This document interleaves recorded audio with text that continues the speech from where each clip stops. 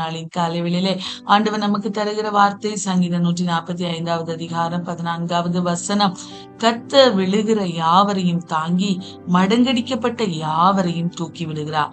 அன்பான தேவ பிள்ளைகளே, நம்முடைய ஆண்டவருக்கு ஒரு விசேஷித்த ஒரு குணம் உண்டு என்று தாவீது இந்த சங்கீதத்திலே வெளிப்படுத்துகிறார். அவர் விழுகிற யாவரையும், அவர் அந்த விழுந்த மனிதன் எப்பேற்பட்ட மனிதனாய் இருந்தாலும் அவர்களை தாங்கி மடங்கடிக்கப்பட்ட யாவரையும் அவருடைய கரத்தை பிடித்து தூக்கி விடுகிற தெய்வமாயிருக்கிறார். நேற்று தினத்திலே பார்த்தோம், உயரத்திலிருந்து அவருடைய கரத்தை நீட்டி ஜல பிரவாகத்தில் அமிழ்ந்து கொண்டிருக்கிற என்னை தூக்கி விட்டார் என்று நாம் தியானித்தோம். பிரியமானவர்களுடைய தெய்வம் அவர் தூக்கி விடுகிற தெய்வம். நம்ம இருக்கிற நிலைமையிலே அப்படியே விட்டுட்டு போகிற தெய்வம் அல்ல.